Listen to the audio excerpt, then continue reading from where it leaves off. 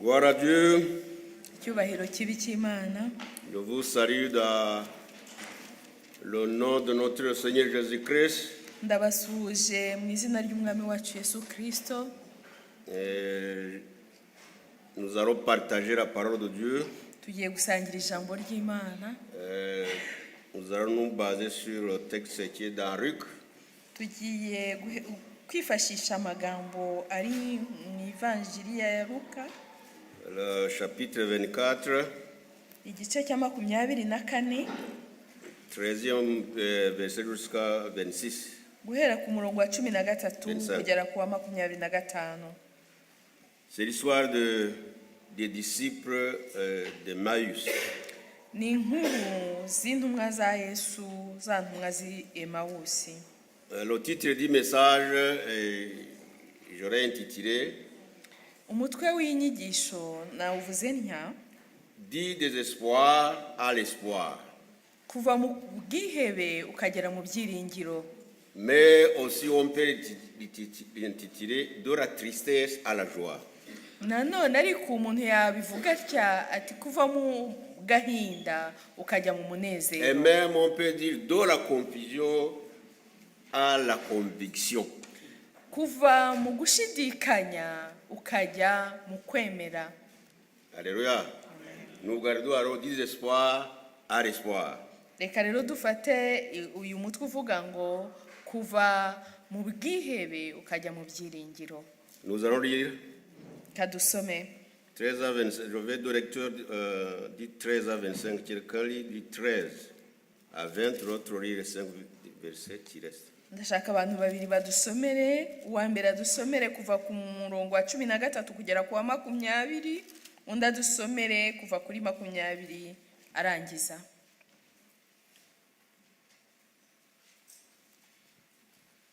Yesu yiyereka abigishwa babiri bari mu nzira ijya Emawusi. Nuko uwo munsi babiri muri bo bajyaga mu kirorero cyitwa Emawusi. Kujya i Yerusalemu kugerayo ni nka sitadiyo 60. Nuko baganira ibyabaye byose. Bakiganira babazanya, Yesu arabegera ajyana nabo. Ariko amaso yabo arabuzwa ngo batamumenya. Arababaza ati muragenda mubazanya ibiki? Bahagarara bagaragaje umubabaro. Umwe muri bo witwa Kileopa aramusubiza ati mbese ni wowe wenyine mu bashyitsi b'i Yerusalemu utazi ibyabaye muri iyi minsi? Arababaza ati ni ibiki? Bati ni ibya Yesu w'i Nazareti, wari umuhanuzi ukomeye mu byo yakoraga n'ibyo yavugaga imbere y'Imana n'imbere y'abantu bose. Kandi twavuganaga uburyo abatambyi bakuru n'abatware bacu bamutanze ngo acirwe urubanza rwo gupfa bakamubamba. Une autre personne? Undi 21.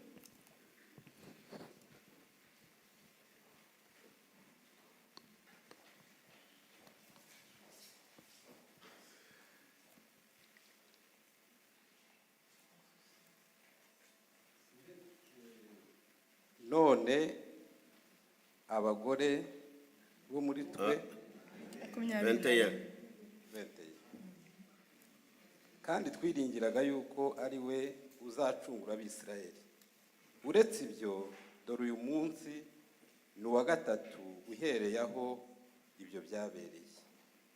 None abagore bo muri twe badutangaje kuko bazindutse bajya ku gituro ntibasangamo intumbi. Nuko baraza batubwira ko babonekewe n'abamarayika, bakababwira ko ari muzima. Kandi bamwe mu bari bari kumwe natwe bagiye ku gituro basanga ariko biri uko abagore batubwiye, ariko we ntibamubona. Arababwira ati, mwa bapfu mwe, imitima yanyu itinze cyane kwizera ibyo abahanuzi bavuze byose. None se Kristo ntiyari akwiriye kubabazwa atyo ngo abone kwinjira mu bwiza bwe? Atangirira kuri Mose no ku bahanuzi bose, abasobanurira mu byanditswe byose ibyanditswe kuri we. Continue.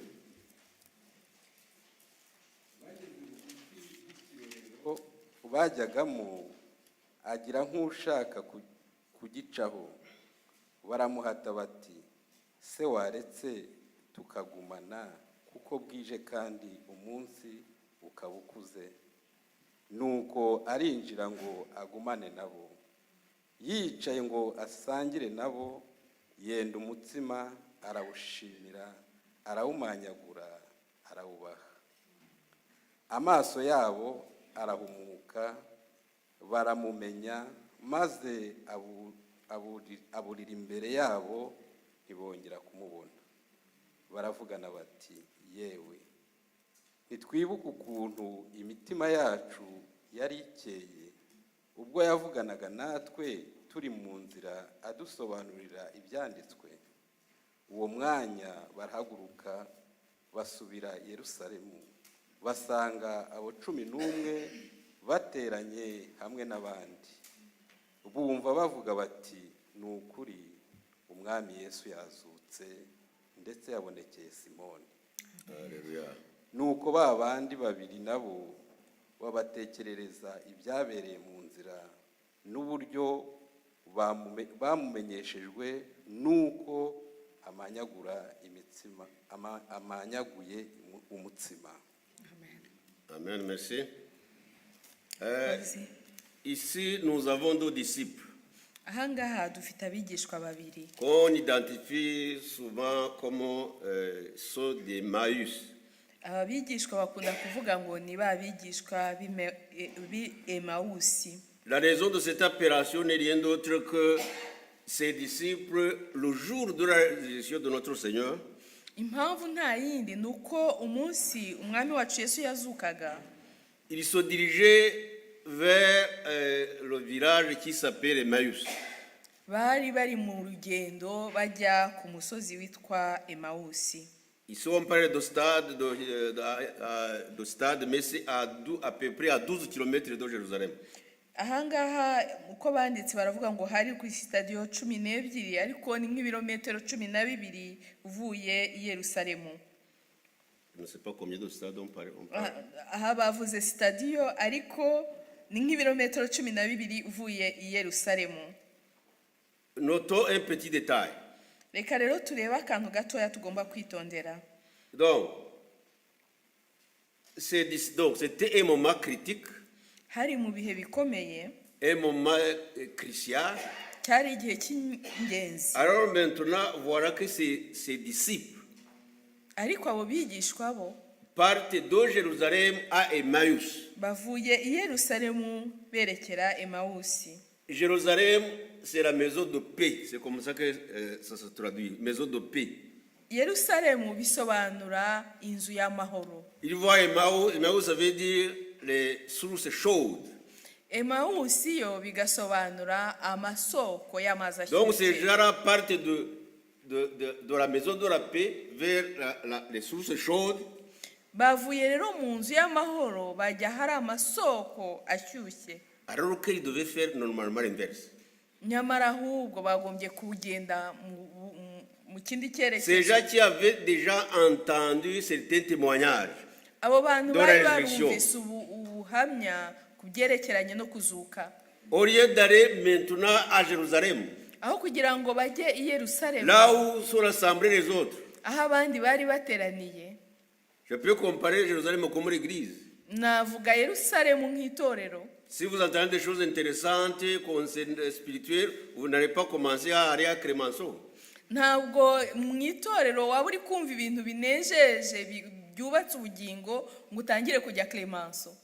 Je crois qu'un bon chrétien, quand même, il est à la source, à l'église, pour voir ce qui se passe. Ahubwo numva ko umukristo mwiza yagombye kujya mu rusengero kugira ngo amenye ibiri kuhabera. Ce n'est pas dans une situation critique, Ntabwo byari rero mu bihe bikomeye. ce n'est pas dans une situation critique qu'un chrétien peut commencer à s'éloigner de l'église, ou bien de ses frères, ou bien même de son poste. Ntabwo ari mu bihe bikomeye umukristo agomba kuva mu itorero cyangwa ngo ave ku bandi agende. Et vous allez comprendre pourquoi ces disciples, en fait, prenaient ce chemin. Kandi muraza kumva mpamvu ki abo bigishwa bari bafashe iyo nzira bagiye. Ce texte que nous avons lu Aha tumaze gusoma montre vraiment l'état général, disons, des disciples de Jésus après sa mort. haratwereka uko abantu bari bameze muri rusange nyuma y'urupfu rwa Yesu. Jésus était leur maître, Yesu yari umwigisha wabo, mais plus encore il était l'objet de leur espoir. ariko ikirutsi ibyo ni uko yari isoko y'ibyiringiro byabo. L'état d'esprit se caractérise par Uko bari bameze rero bigaragazwa n'ibintu bikurikira: la déception gucika intege et la confusion.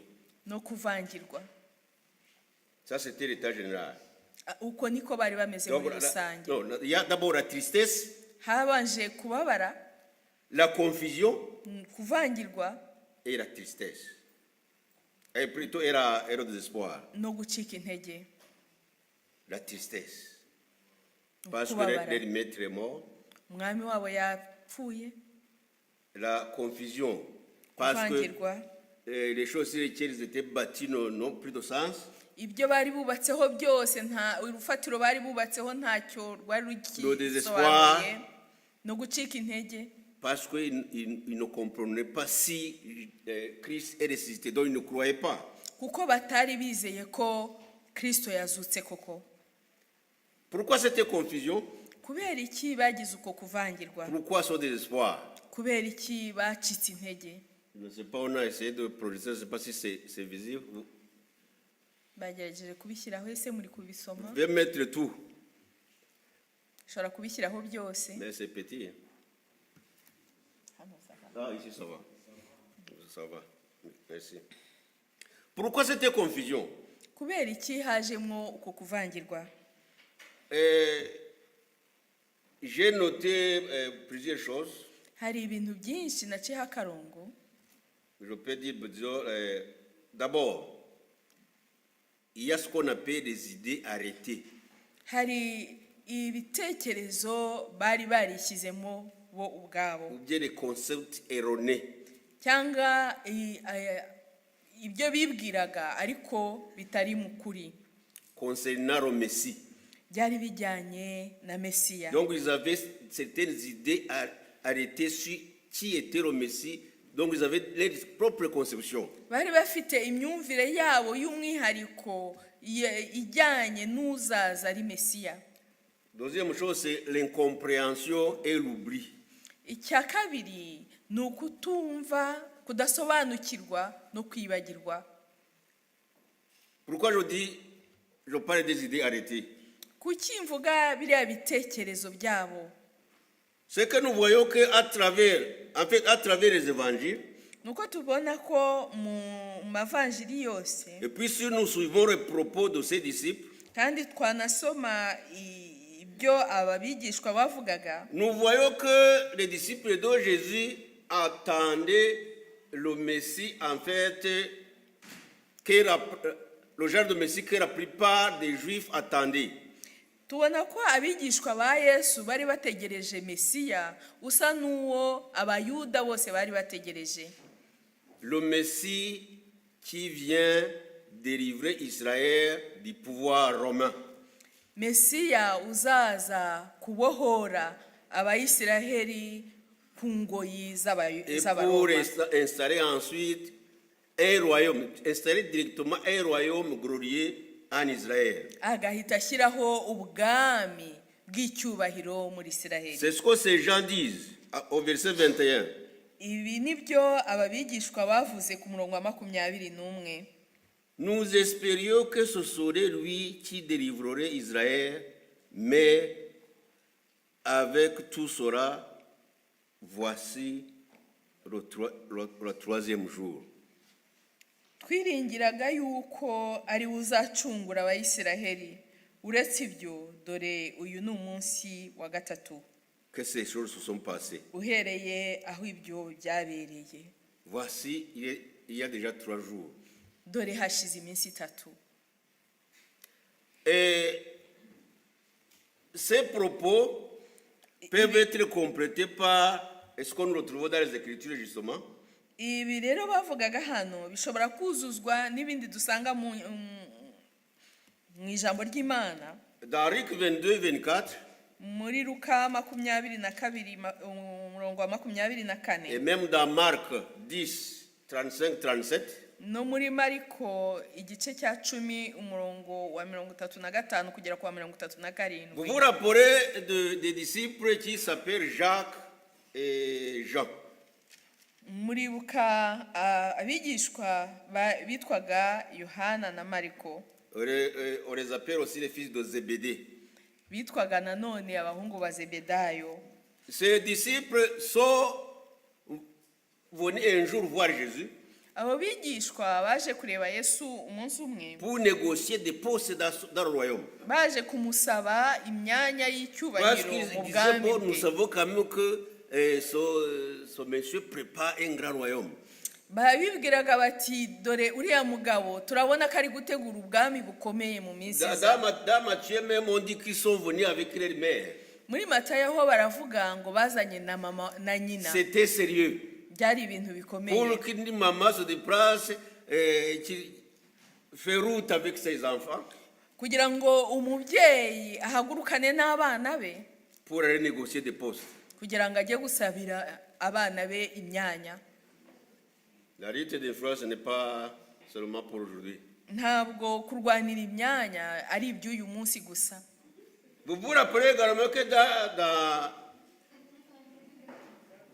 dans Luc 22, 24, j'avais parlé de Matthieu 20, 21 et puis Marc 10, 35, 37. C'est là où on trouve ces fils de Zébédée. Et puis dans Luc Muri 22, Luka 24, igice cya 22 umurongo wa 24, vous allez voir que Jésus un jour a surpris les disciples murabona ko Yesu umunsi umwe yatunguye abigishwa be, en train de se disputer, bo bari kujya impaka, de discuter vivement. bajya impaka rwose Qui bashishikaye, d'entre nous sera grand? bibaza bati ninde muri twebwe Qui uzaba d'entre nous mukuru, peut être considéré comme grand? ninde muri twe waba mukuru. C'était encore par rapport à ce royaume justement sur terre qu'il discutait. Ibyo rero byari bijyanye n'ubwo bwami bwo mu isi babonaga. Et ça ne finit pas.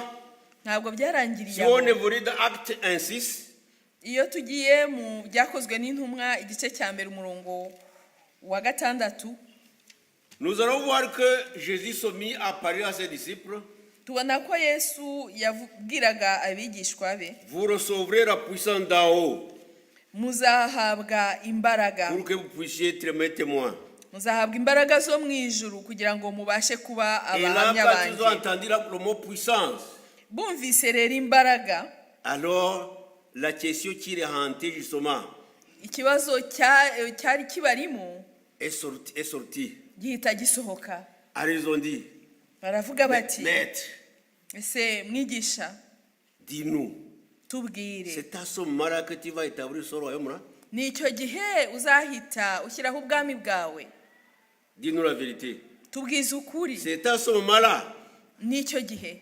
Donc vous voyez que ces disciples avaient une vision, disons, temporaire, limitée géographiquement.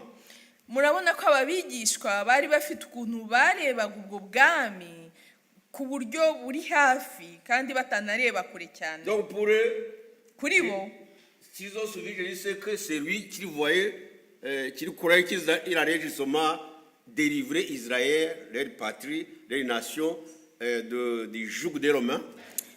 kuba barakurikiye yesu nuko ari we babonaga ko ari we uzabohora ubwoko bwa isiraheli akabakura ku bubata bw'abaroma Et établir justement un royaume glorieux en Israël. agashyiraho ubwami bw'icyubahiro muri isiraheli. Donc malgré le temps qu'ils ont passé avec Jésus, nubwo bari baramaranye igihe kirekire na yesu, la conception n'avait pas changé. imyumvire yabo ntabwo yarigeze ihinduka. C'est pourquoi maintenant sa mort, niyo mpamvu mu gihe yesu yapfaga tout s'est écroulé. byose byabaye nk'ibiguye hasi. Et ce n'était pas n'importe quelle mort. nta nubwo rwari urupfu urwo ari rwo C'était une rwose, mort scandaleuse. rwari urupfu rw'agasuzuguro. Mourir à la croix de ce temps-là, gupfira ku musaraba icyo c'était gihe pour des bandits. byari le grand chemin. iby'amabandi n'ibisambo Alors bikomeye. ce Messie qui meurt sur la croix, uwo mesiya rero upfira ku musaraba on n'entendait plus rien de lui. ntacyo bari bamutegerejeho kindi. Tout espoir qu'ils avaient placé en lui, disons, s'était écroulé. ibyiringiro byose bari bamufiteho byari byarangiye. Il y a une chose qui m'a étonné dans le 19. Quand on lit la parole de Dieu, il y a des petites choses qu'on voit. hari ikintu cyantangaje iyo umuntu asoma ijambo ry'Imana hari utuntu agenda asobanukirwa. Donc ces disciples, quand ils s'adressaient à Jésus qui leur tenait route, aba bigishwa iyo bavugana na yesu mu gihe bari bari mu nzira bagenda. là nous voyons au 19, qu'est-ce qu'on peut dire? Bon, ku murongo wa 19 non. Quoi leur dit-il? Il répondit, ce qui est arrivé au sujet de Jésus de Nazareth, qui était un prophète, puissant, en œuvre et en parole, devant Dieu et devant tout le peuple. ni ibya yesu w'i Nazareti wari umuhanuzi ukomeye mu byo yakoraga n'ibyo yavugaga imbere y'Imana n'imbere y'abantu bose. Je ne sais pas si vous ne voyez pas quelque chose. ese aha ngaha nta kintu muri Donc, kubonamo? maintenant, il parle bien de Jésus comme prophète. aha puissant. ngaha baravuga yesu nk'umuhanuzi ukomeye. Jusque-là, c'est bon. aha ni byiza, Mais il ne parle plus de Messie. ariko ntabwo bakiri Il kuvuga ne parle pas mesiya, de Fils de Dieu. ntabwo bakivuga C'était umwana un prophète qui w'Imana. était puissant, ni umuhanuzi wari ukomeye qui a été tué par les sacrificateurs. wishwe n'abatambyi. Donc, c'est fini. byararangiye. Là, les propos là montrent quand même qu'il n'y a plus, disons, de suite après sa mort. ibi bivugwa hano birerekana ko nta kindi kizakurikiraho nyuma y'urupfu rwe. Cette situation peut nous arriver, nous les chrétiens. ibi rero natwe bishobora kutubaho twe nk'abakristo. yego, Surtout au moment des épreuves. cyane cyane mu gihe cy'ibigeragezo. Toute personne qui oublie la umuntu parole de Dieu, wese iyo yibagiwe ijambo ry'Imana, toute personne qui oublie la promesse umuntu que Dieu lui a wese donnée, wibagirwa amasezerano Imana yamuhaye, toute personne qui a une certaine déformation de l'évangile, umuntu wese ufite ukuntu yagoretse inkuru nziza. et quand on déforme l'évangile, on déforme Jésus. iyo rero ugoretse ijambo ry'Imana uba uhinduye isura ya Yesu. Vous savez, il y a beaucoup d'évangiles maintenant. muri iki gihe hariho amavanjiri menshi. Donc, il y a des gens qui présentent Jésus comme, c'est pas quoi, comme le pourvoyeur de toutes choses, celui qui donne les maisons, celui qui donne les visas, celui qui donne quoi. hari ababona Yesu nk'umuntu utanga ibintu byose, agatanga viza, agatanga amazu, agatanga ibintu byose. Ben, il les donne, oui. nibyo koko Mais si arabitanga, on considère seulement comme celui qui donne seulement ça, ariko nitumureba nk'utanga ibyo ngibyo gusa, il y en a d'autres qui disent que un chrétien, quand on vient à Jésus, il n'y a plus de problème. hari n'abandi bavuga bati iyo ubaye umukristo nta kibazo kindi Ya plus de ugomba maladie. guhura nacyo, nta burwayi Si ugomba quelqu'un guhura est malade, nabwo. c'est qu'il y a des problèmes. Niba urwaye ni uko hari ikibazo, Ce n'est pas l'évangile. iyo ngiyo ntabwo ari inkuru Parce nziza, que même les disciples, les grands disciples, les grands apôtres sont tombés malades.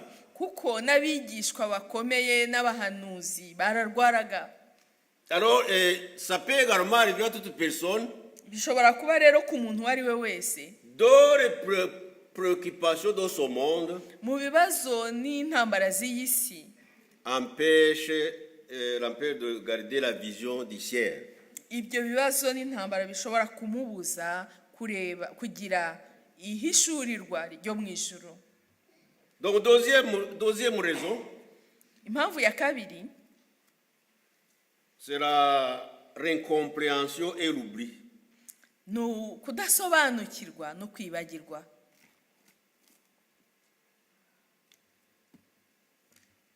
Nous lisons tous la parole de Dieu, Dusoma twese ijambo ry'Imana, nous recevons des prophéties. duhabwa twese ubuhanuzi. Est-ce que nous les comprenons tous? Ese turabisobanukirwa twese? Est-ce que nous y croyons tous? Ese turabyizera twese? C'est ça la différence. Niryo tandukanyirizo. La compréhension, ce n'est pas par l'intelligence, Gusobanukirwa ntabwo bisaba ubwenge, c'est la révélation. ni guhishurirwa. Alors, malgré toutes les explications que Jésus a données Nubwo Yesu yari yarabahaye ibisobanuro byose, sur sa mission, son identité, abasobanurira uwo ari we n'inshingano ze, qu'il venait comme victime expiatoire, ababwira ati naje nk'igitambo cy'impongano, qu'il devait mourir mais ressusciter. ko yagombaga gupfa kandi ariko akazazuka, Donc il devait mourir avant d'entrer dans la gloire. kandi ko yagombaga gupfa kugira ngo mbere y'uko yinjira mu cyubahiro cye. Les disciples sont restés dans l'incompréhension de ces choses. Abigishwa ntabwo bigeze basobanukirwa ibyo ngibyo. Et c'est à cause de quoi? C'est parce qu'ils avaient des idées arrêtées justement. Kubera iki batasobanukiwe ni uko bari bafite bo ibyo Les bibwira, concepts erronés, les idées arrêtées. bari bafite ibyo bibwira n'imitekerereze yabo idahinduka. Donc ces choses peuvent nous empêcher justement à comprendre les Écritures. Ibyo twibwira rero n'ibitekerezo byacu bishobora kutubuza kumva ibyanditswe. Et ça va ouvrir, justement, ça va donner place au doute. Ibyo bigatuma habaho Le gushidikanya. doute, c'est un élément dangereux. Gushidikanya ni ikintu C'est kibi l'arme le cyane, plus puissant que le diable utilise. ni intwari ikomeye umwanzi Le akoresha. diable a utilisé dans le jardin d'Éden Iyo ntwaro Satani yayikoresheje muri en Edeni, amenant Adam à douter. ubwo yazanaga ugushidikanya muri Alors, Adamu. donc, quand on a des idées arrêtées, justement, ou bien des concepts erronés, on peut douter. Iyo rero ufite imitekerereze n'imyumvire itari myiza bishobora gutuma ujya mu gushidikanya. Ces idées arrêtées également peuvent nous amener à oublier la parole de Dieu. Ibyo bitekerezo rero byo kutava kwizima bishobora gutuma twibagirwa ijambo ry'Imana, Et oublier même les promesses. ukibagirwa Il y a n'amasezerano, des gens qui oublient même les promesses qui ont été données. hakibagirwa amasezerano Imana yakuhaye. Et ça va nous déstabiliser Ibyo rero bigatuma tudandabira dans notre espoir, mu byiringiro dans byacu, notre foi. mu kwizera kwacu, Et surtout quand nous sommes dans les épreuves. Si on a oublié, cyane cyane iyo turi mu donc bigeragezo. si un soldat a oublié son arme, Iyo umusirikari yibagiwe intwaro ye, au moment de l'utiliser, c'est là où il a des problèmes. iyo agomba kuyikoresha aba afite ibibazo ntayafite. Rien n'est plus malheureux que d'oublier une parole reçue. Nta kintu kibabaje nko kwibagirwa ijambo wabwiwe, Une promesse qui a été donnée. isezerano wahawe ukaryibagirwa. Alors que c'est peut-être pour nous préparer à la traversée des moments difficiles, des épreuves. Nyamara iryo jambo cyangwa iryo sezerano wari wararihawe kugira ngo witegure kuzanyura mu bihe bikomeye. Dieu peut te byari donner biri une imbere. parole, bien une promesse des années avant. Imana ishobora kuguha ijambo cyangwa isezerano mu imyaka myinshi mbere y'uko ibyo Parce uzanyuramo qu'il sait bigera que à telle date, tu auras tel problème. kuko yo ireba ikabona ko igihe iki n'iki hari ikibazo runaka uzahura nacyo. Au moment de la réception, peut-être tu vas saisir ça. Igihe ubwiwe ubwo butumwa cyangwa iryo sezerano uzaryakira uzabyakira, Mais avec le temps, ariko uko iminsi igenda, quand ta situation commence à s'améliorer, uko ibintu bigenda bimera neza, tu oublies. ukabyibagirwa. Mais Dieu n'oublie pas. Ariko Imana yo ntiyibagirwa. Alors, quand les problèmes vont venir, Noneho ikigeragezo si cyaza, tu as oublié cette clé qu'il t'a donnée, waba waribagiwe rya sezerano rwa rufunguzo Imana yaguhaye, ça sera grave. bizaba ari ibintu bikomeye. Une autre chose qui m'a étonné, Ikindi kintu cyantangaje chez ses disciples, muri aba bigishwa, c'est quand il parle des témoignages des femmes là. ni uburyo C'est vrai. bavuze buriya buhamya bw'abagore. C'est où ça?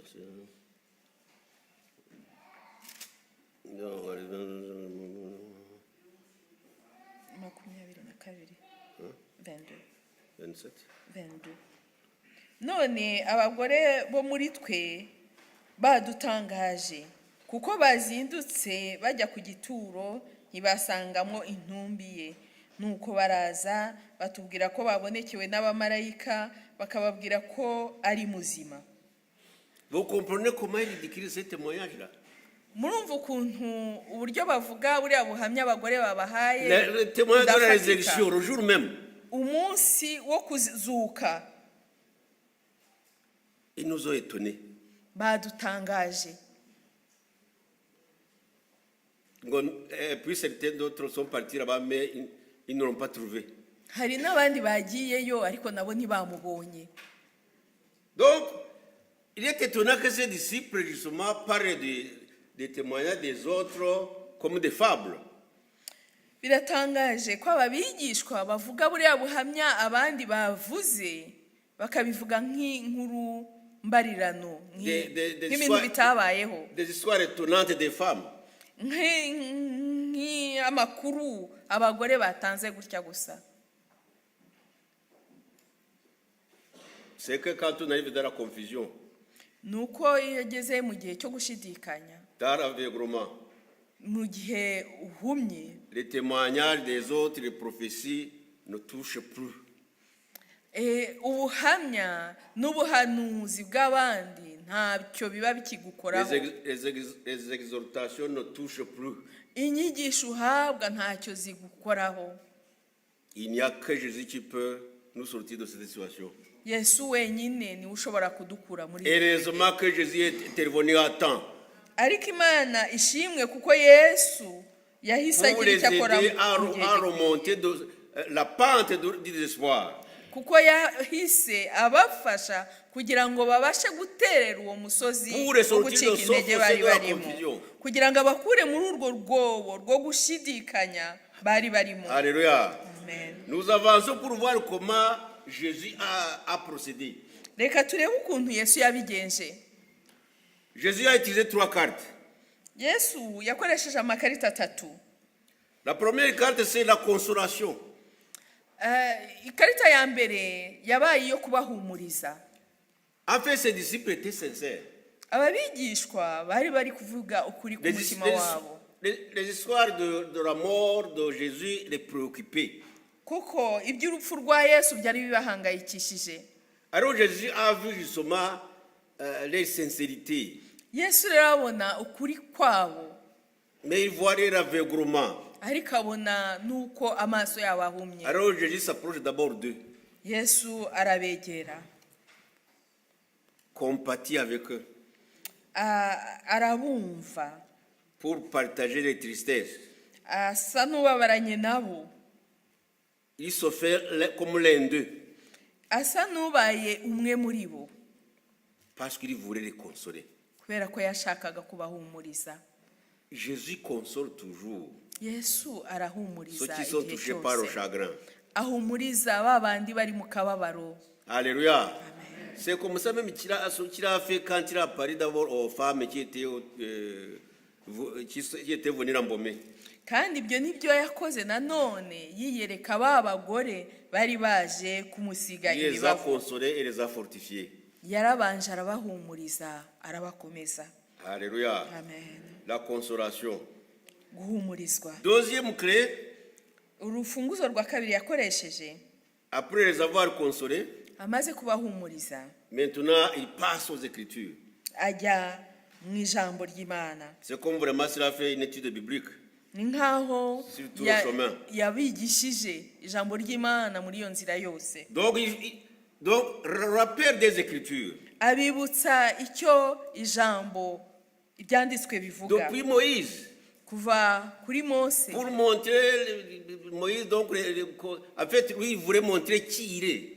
kuko yashakaga kwerekana uwo ari we. Chez Moïse, il y avait des sacrifices qu'on offrait.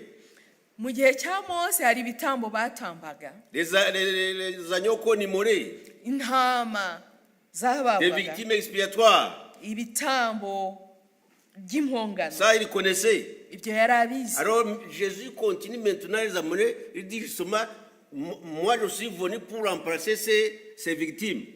Yesu rero arakomeza arabajyana bageza aho ababwira ati nge naje nje gusimbura ibyo bitambo. Donc, en fait, Jésus est arrivé au moment où il a dit, vous ne savez pas que le Messie devait d'abord souffrir.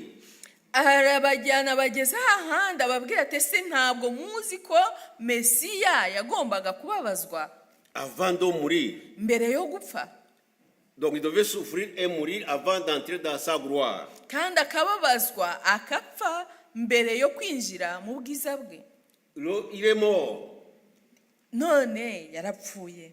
Donc, s'il est mort, il fallait aussi que vous attendiez qu'il ressuscite quand même. Niba rero yarapfuye mwagombaga gutegereza ko azuka. Mais ils avaient enlevé justement, disons, le mot résurrection dans l'histoire de Jésus. Ariko bo bari baramaze gukura ririya jambo ryo kuzuka mu nkuru za Yesu. Mais Jésus aussi les a amenés dans les Écritures. Yesu nanone abajyana mu byanditswe, Parce qu'il fallait justement qu'ils puissent les détacher justement de cette vision terrestre et temporaire qu'ils avaient.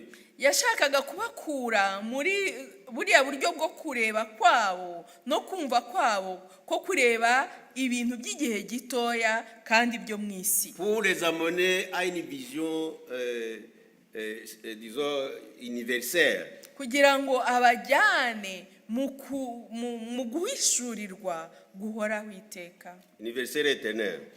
kwihishurirwa guhoraho, Parce que le salut, c'est pour le monde entier, c'est pas pour seulement Israël.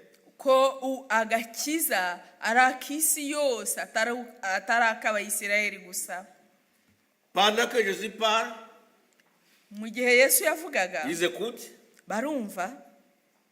Ce qui est intéressant, c'est que le Saint-Esprit était à l'œuvre.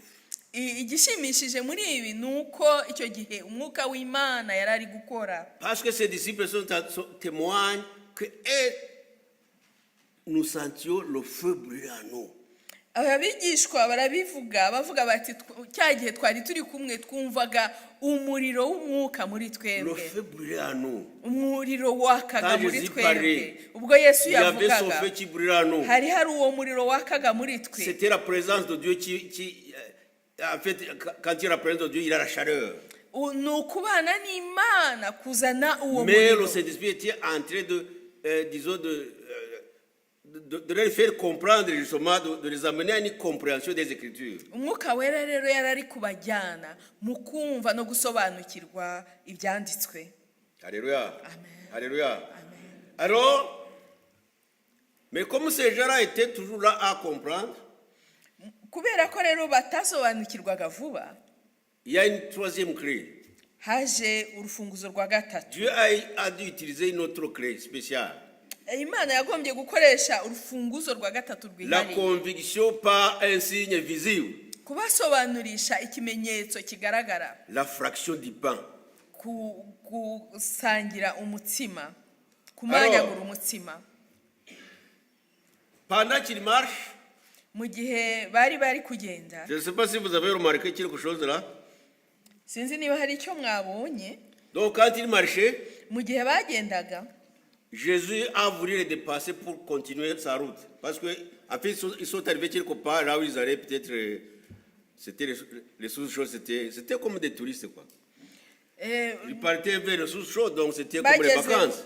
bageze bo aho bari kujya, bari bagiye ku masoko ashyushye, ni nkaho bari bagiye muri vacances. Alors quand ils arrivent à un moment où ils devaient prendre un café, bageze rero aho bashoboraga wenda kunywa agakawa, bon, ils ont dit nous allons entrer ici.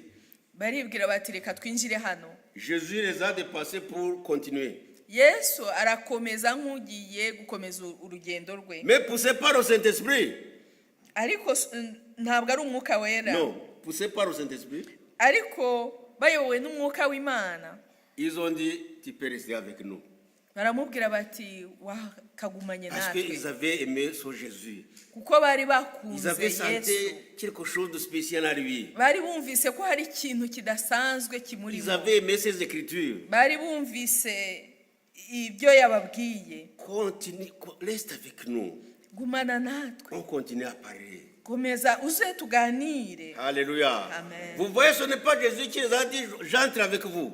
Ntabwo ari Yesu wababwiye ngo ndinjirana nawe, Ils l'ont invité. bo Jésus baramutumiye. ne force pas la porte. Yesu ntabwo ajya yinjira ku Mais il ngufu, peut frapper. ariko Il attend que arakomanga, tu ouvres. ategereza ko Et quand ufungura. il ouvre, Iyo et quand il ufunguye entre, akinjira, les choses vont changer. ibintu Alléluia. birahinduka. Alléluia. Amen. Alors, voilà maintenant, il s'assoit à table. Nuko rero bicaye ku meza, Je ne sais pas quelle place Jésus a pris. sinzi icyo Yesu yakomanze Mais- cyo kurya. La place. Ah. Parce qu'à table, il y a des places. Ubwo sinamenya neza aho Yesu yari yicaye, Mais ce que je vois, c'est que pendant qu'il mangeait, ariko icyo mbona ni uko mu gihe baryaga, Jésus qui avait compris justement que ces gens sont lents à comprendre, Yesu wari wasobanukiwe neza ko aba bantu badasobanukirwa vuba, lents à croire, batinda kwizera. alors il devait se révéler à eux Yagombaga kubiyereka, par un geste bien précis kubiyereka mu gikorwa kigaragara, qui leur est familier, igikorwa bari bamenyereye, la façon de rompre le pain. uburyo bwo kumanyagura umutsima. Il n'y avait pas mille façons. Ntabwo bwari Et uburyo tout bwinshi le monde babikoraga. savait comment Jésus rompait le pain. Benshi bari bazi neza uburyo Yesu yamanyaguraga umutsima. Alors quand il a commencé à rompre le pain, Atangiye rero kumanyagura umutsima, les yeux s'ouvrirent. amaso yabo arahumuka, Ah, tu es le Messie. bati ho uri Ah. Mesiya. Aussitôt reconnu, Bamaze kumumenya, Jésus a disparu. Yesu abura muri bo, Il est parti pour les attendre justement dans le Bercail à Jérusalem. asubira kubategereza ku isoko i Yerusalemu. Alléluia. Alléluia. Amen. Alors ces disciples-là étaient bien éclairés par les Écritures. Abigishwa kubera ko bari bamaze kumurikirwa neza n'ijambo, Convaincus de la réalité de la résurrection de notre Seigneur Jésus-Christ, bazi neza ko Yesu yazutse koko, pleins de joie, buzuye umunezero, brûlant de zèle pour témoigner. buzuye imbaraga zo kujya Ils guhamya ne pouvaient pas ibyo bari rester bamenye. à Emmaüs. Ntabwo bagombaga Ils kuguma ont Emawusi, raccourci les vacances. bahise bagabanya iminsi yo Ils kuguma Emawusi, sont retournés à Jérusalem. basubira i Yerusalemu. Jérusalem où les autres étaient réunis. I Yerusalemu aho abandi bari Il bateranye, les a trouvés en train de partager le témoignage, basanze rero bari mu Dans gutanga la ubuhamya, dans banezerewe, l'exaltation. bafite ibyishimo. Et eux, ils avaient aussi un morceau de puzzle à donner, le témoignage. Nabo rero bari bafite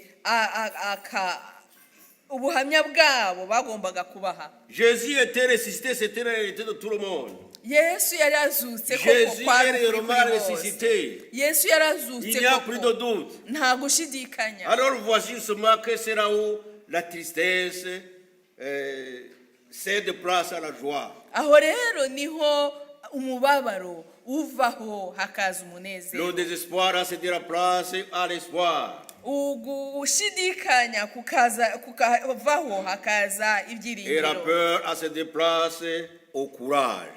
ubwoba bukavaho hakaza imbaraga, Alléluia, alléluia. gutinyuka. Amen. Les choses étaient changées. Ibintu byari bihindutse. Alléluia, Amen. alléluia. Alléluia. Amen. Mes frères et sœurs, Bene data, ce qui est arrivé à ces disciples peut nous arriver aussi. ibi byabaye ku bigishwa natwe byatubaho. Gardons dans nos cœurs, Reka serrons dans nos cœurs la parole de Dieu. reka dukomeze muri twebwe ijambo ry'Imana. Ne déformons pas l'évangile. Reka twe guhindura iyi nkuru nziza Au fur et à mesure ivanjiri. que nous avançons vers le retour du Seigneur, Uko tugenda twegereza ukugaruka kwa Kristo, il y aura beaucoup de prédicateurs, hazabaho abigisha benshi, mais il y aura beaucoup d'évangiles. hazabaho n'inyigisho nyinshi, Mais il n'y a qu'une seule évangile. ariko hari inyigisho imwe gusa, L'évangile de Jésus mort, crucifié, mort et ressuscité. inyigisho y'ukuri ni ya Yesu wabambwe, wapfuye akazuka, Mort pour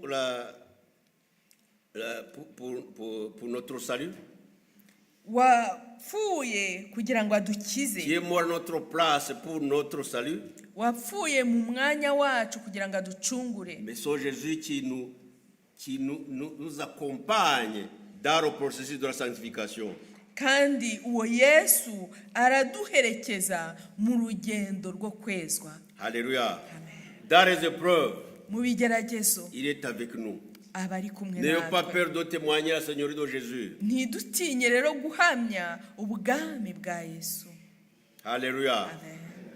Même quand tout semble obscur, No mu gihe ibintu byose bisa Jésus n'umwijima, est toujours près de nous. Yesu aba ari kumwe natwe. Jésus est toujours présent et il agit. Yesu aba ari kumwe Même natwe, quand aba vous ne ahari le voyez kandi pas. agakora. Nubwo utamubona, Il agit.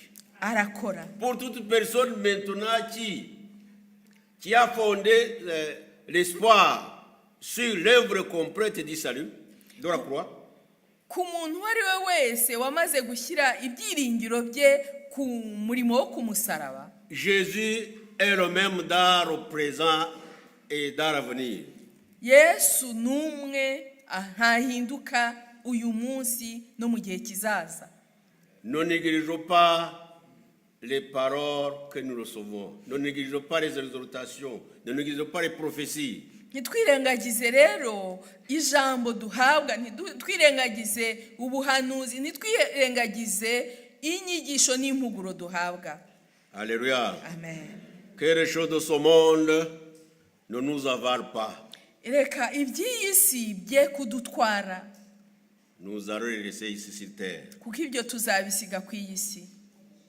Je ne dis pas que nous ne devons pas chercher ces choses, Ntabwo mvuga ko tutagomba gushaka iby'iyi si, mais nous ne devons pas leur accorder la priorité ariko ntabwo ari byo tugomba gushyira imbere au détriment de l'œuvre de Dieu, ngo twirengagize umurimo w'Imana, au détriment de notre sanctification. ngo twirengagize ibyo kwezwa kwacu.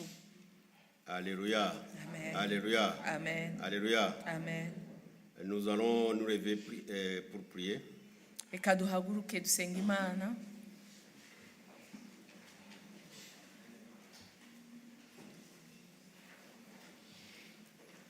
Je ne sais pas s'il y a quelqu'un qui voudrait qu'on prie pour lui Sinzi niba hari uwifuza ko twamusengera par rapport à la parole reçue. kubwira ijambo tumaze kumva. Peut-être qui est dans une situation un peu confuse Wenda uri mu gihe cyo gushidikanya, et qui a besoin de la touche du Seigneur. ukeneye ko Imana imukoraho. Si cette personne est là, elle peut avancer. Niba uwo muntu ahari, natera intambwe. Donc peut-être que tu te retrouves dans la même situation que ses disciples.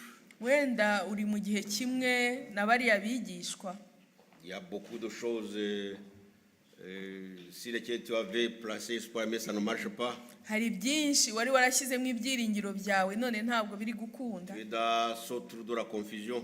Uri muri uriya mwobo wo Tu es dans la gushidikanya, tristesse. uri mu kababaro, Mais Jésus console toujours. ariko Yesu arahumuriza Mais iteka Jésus ryose. nous fait remonter les pentes. kandi Yesu adufasha guterera imisozi. Alléluia. Amen. Alléluia.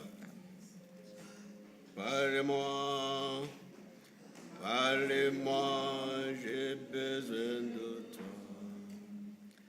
Parle-moi, Parle-moi, besoin de toi.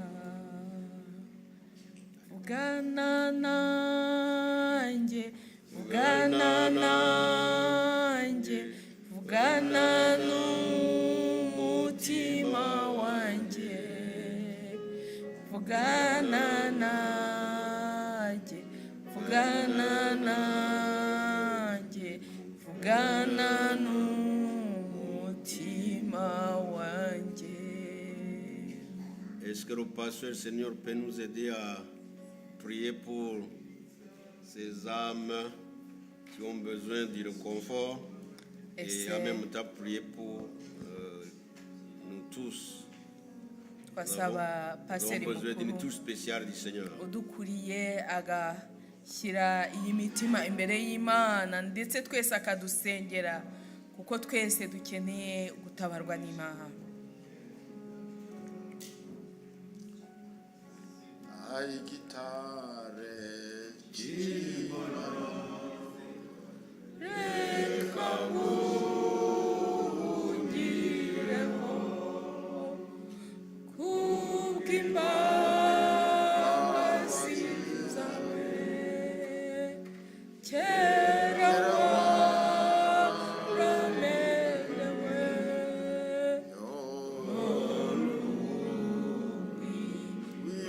ishemo umujinya w'Imana.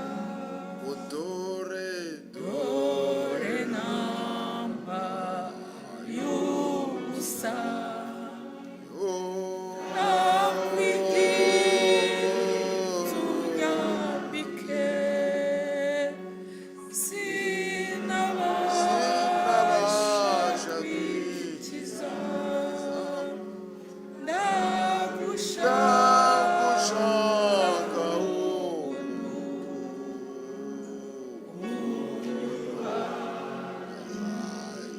ibyaha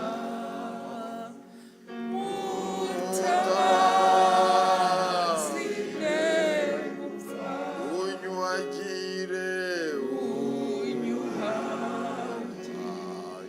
ibyaha mutabazi gupfa.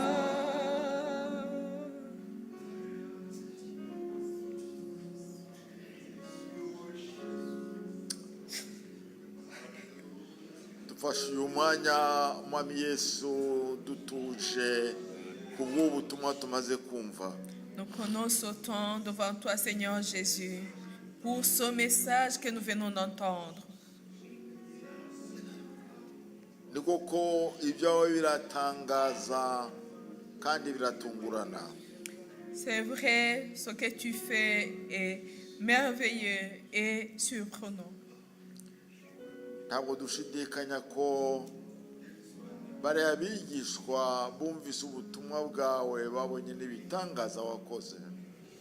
Ce n'est pas étrange que ces disciples ont entendu ce que tu as dit et oublié les merveilles que tu avais faites. Kandi ijambo ryawe ryatubwiye ko bari abigishwa bawe. Et ta parole nous dit qu'ils étaient tes disciples. Ariko bagoswe n'iminsi, bagoswe n'umwijima, bagoswe n'ubwoba, barakwitiranya. Mais envahis par les jours qui passaient, par les ténèbres et la peur, ils t'ont confondu.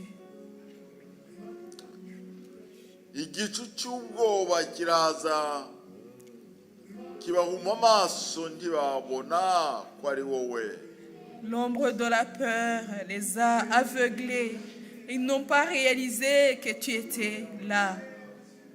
nta nubwo bashoboye gutahura neza ngo bamenye ijwi ryawe uko wavugaga. Ils n'ont même pas pu comprendre et entendre ta voix. Mwami,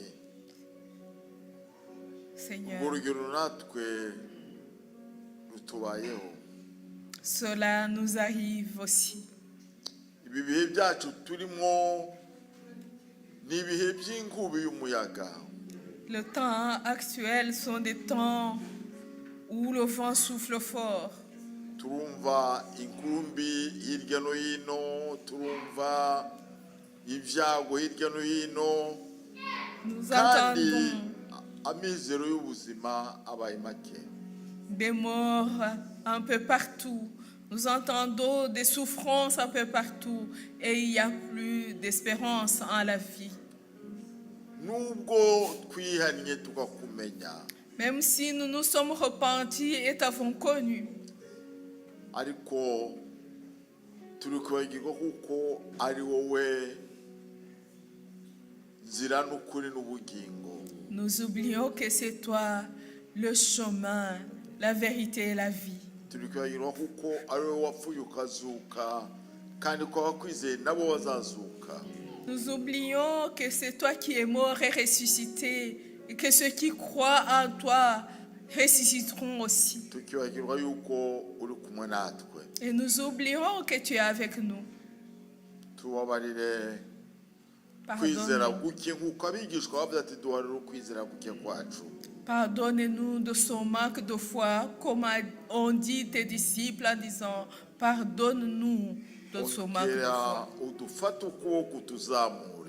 Accepte, Seigneur, de nous tendre la main et de nous tirer de là. Zamura ukwizera kwa mushiki wanjye. Agrandis la foi de ma sœur. Zamura ukwizera kwa mwene data. Agrandis la foi de mon frère. Ongera utwereke mwami kuko urupfu rutaguheranye. Manifeste-toi encore une fois à nous, car la mort ne t'a pas gardé. Ongera utwereke ko ari wowe imbaraga ziri hejuru ya byose. Montre-nous encore que tu es la puissance suprême au-delà de toute puissance. Muri twe abacitse intege ubasubizemo imbaraga. Que ceux qui se sont découragés parmi nous, Seigneur, soient renouvelés. Muri twe Retrouvent la abasubiye force. inyuma ubagarure mu nzira nziza. Que ceux qui ont chuté, rétrogradé, Seigneur, que tu les ramènes sur la bonne voie. Ni muri ubu buryo mwene data na mushiki wacu baje gupfukamana imbere. C'est de cette manière que ma soeur et mon frère ont pu s'agenouiller devant toi. Bagira bati ninde wadukiza, ninde wadutabara. Disant qui pourrait nous secourir, qui pourrait nous aider. Bati nta wundi ni wowe Yesu wazutse. Il n'y a personne d'autre, ce n'est que toi, Ni wowe Seigneur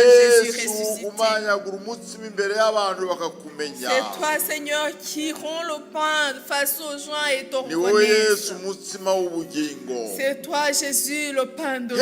Hembura abana bawe. Oh, restaure ton Hembura abana peuple. bawe. Restaure tes enfants. Bafata ukuboko Prends-les bakomeze. par la main et Bagendeshe mana fais-les bagendeshe. marcher.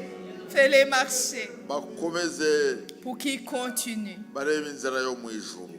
qu'ils voient le ciel. Turabasabiye niba ari ibyaha bakoze ngo bababarire. Nous prions pour eux. Si ce sont des péchés qu'ils ont commis, que tu leur pardonnes. Turabasabiye kugira ngo niba ari amajwi ya Satani ahora mu matwi yabo aceceke uyu munsi. Et nous prions pour eux que si ce sont les voix de Satan qui chuchotent dans leurs oreilles, qu'elles puissent se taire au nom de Jésus. Turabasabiye ngo niba ari intege nke zabakubise hasi ubambike imbaraga. Et nous prions pour eux que si c'est découragement qui est entré en eux, Seigneur, qui retrouvent la force. shyira amashimwe mu kanwa kabo Remplis leur bouche de tes Shira louanges, Alléluia tes actions muri bo. de grâce. Mais Alléluia en eux. amaze bahaguruke baririmba bagushima Et qu'ils puissent se lever avec joie, te rendant grâce. bagende bavuga ko Yesu uri muzima Et qu'ils aillent publiant que Jésus, tu es vivant. kandi ko waye muzima muri bo Et que tu es vivant en eux. icyubahiro n'ikibi cyawe Et que toute la gloire te revienne. mwami Yesu Seigneur Jésus, turakwinginzira ngo umwuka wera arusheho kudusobanurira iri jambo nous te prions pour que le Saint-Esprit continue à nous expliquer cette parole.